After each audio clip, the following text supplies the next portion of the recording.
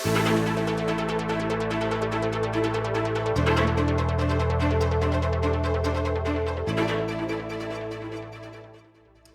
this is Felicia Dortch with Relationship Entertainment TV, bringing you the news you can use and the ish you don't want to miss. Thank you for joining me today. You can find me here on Tuesdays and Thursdays. I'll be bringing you the news that's happening around us, but also with a little twist. I'm going to give you the positive out of that because I believe that there's always light at the end of the tunnel and there's always room for positivity. So what I would like to start with talking about is our COVID numbers. And I know everyone is a little bit tired of COVID, ready for COVID to go away so we can start enjoying family and, being with friends, having parties. I definitely miss my friends, so I feel you. And staying in the house with children, yeah, that's a no-go. But I want to start off by saying that right now in the US, we have 4.78 million confirmed cases. Now, remember I said confirmed because there are people that still have not been tested. And in the United States, we have 158,000 counted deaths, or at least what our conspiracy theorists like to say, oh, I went in, broke an arm, died, and the diagnosis was COVID. Just a little something funny for you there. Anyhow, I would like to say the positives about this, and I know you're thinking, Felicia, what on earth could be positive about COVID? You can't go to work, or if you are going to work, you leave out like in a hazmat suit. I know everyone is sick and tired of wearing a mask. Funny thing happened to me the other day. I got out of the car, got everything in my hand, got halfway to the store and realized I didn't have a mask on. So yes, had to turn around, go back and get the mask. But it's for my own protection. Just a little tidbit about myself. I'm a registered nurse by trade, so I'm very well aware of wearing a mask all day long due to being an operating room nurse. So I'm kind of over the whole mask thing. Did it for 17 years. Didn't exactly think I was going to have to wear it while shopping for groceries. So moving right along, I'm going to also talk to you about the presidential election. Did you know, according to the New York Times, that President Trump was trying to postpone the election due to, you guessed it, COVID. So he's saying that because we're in a pandemic, that we really shouldn't be focusing on having an election, which of course his goal is to get another 4 years in office. I'm pretty sure you agree with me in saying that we really don't need that to happen. And along with COVID, along with the possible election being postponed, we have issues that is affecting the Black community, voter suppression. So I'm going to outline a few of those examples so you can understand exactly what I mean about voter suppression and how we can do something about it. Okay, number one, voter ID laws. Did you know that 36 states have identification requirements at the polls? 7 of those states have strict photo ID laws, which voters must present one of the limited set of forms of government issued photo ID. Well, that's a small problem because did you know over 21 million U.S. citizens don't have a government-issued photo ID? You're saying, how on earth is that possible?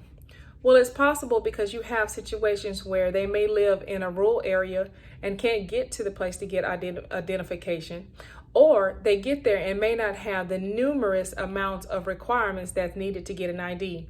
I actually took my 13-year-old twins to get an ID, just to have an ID, and I gave them everything except for a pint of blood for my children to get an ID.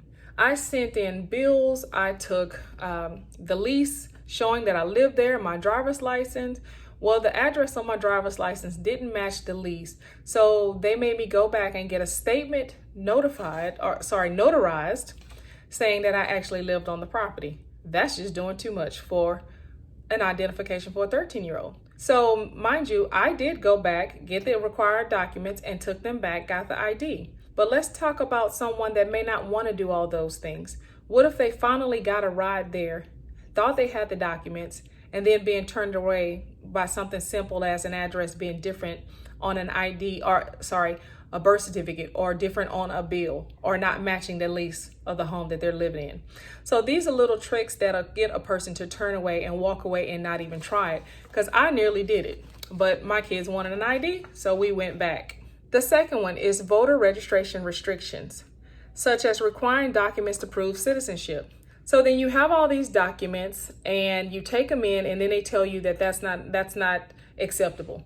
I have another example. I was born and raised in the United States. All my children were born and raised in the United States. Well, I went and got a copy of my oldest daughter's birth certificate, and it wasn't the hospital issued certificate. It wasn't the original. It was a copy. I was told that I needed to go get a second form proving that she was my daughter. Okay, what else do you need other than a birth certificate? So again, those one of those situations where I could have just walked away. I could have said, forget it, not gonna do all this, but I had to take my daughter to get her driver's license, so I had to have a birth certificate. So number 3, voter purges. This is removing voters due to inaccurate data or without adequate notice to the voters. A single purge can stop hundreds of thousands of people from voting. So here's the thing, you get ready to go get your voter registration done and realize that they have purged you from the entire list. You're not listed, you're not registered. It's like you don't even exist, even though you have a home in that community. So that's another one of those things where you finally get the person out of the home. I know, for an example, if I took my mother down to vote and they removed her entirely from the list, she's elderly. She's not going to want to go back and forth. And several people are not going to want to go back and forth. So what happens is they just don't go back at all. So number 3, felony disenfranchisement.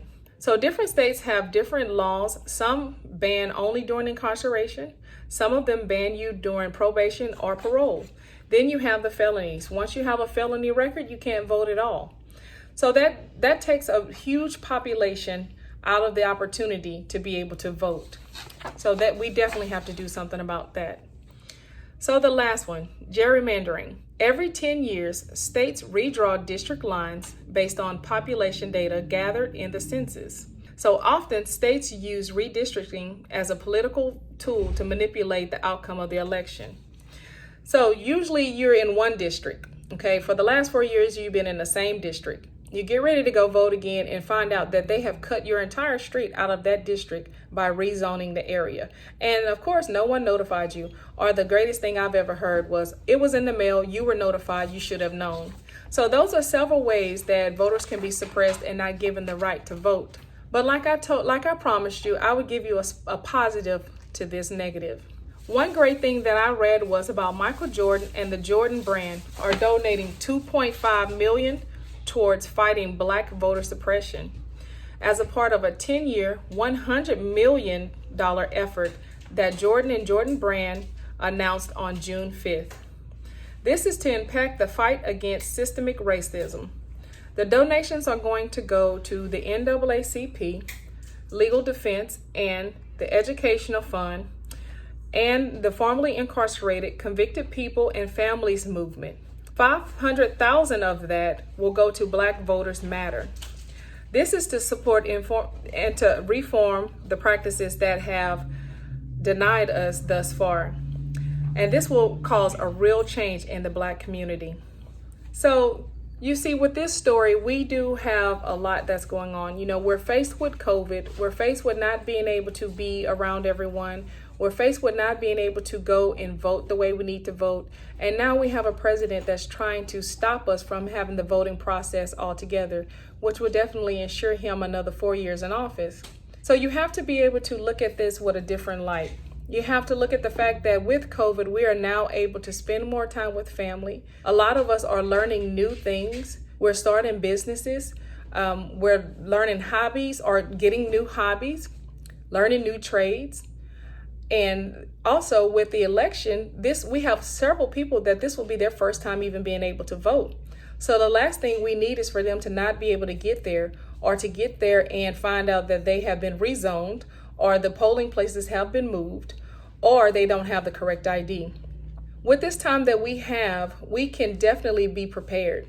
So make sure that you are registered to vote. And if you're not, do you have the right identification? And what do you need to make sure you have the right identification?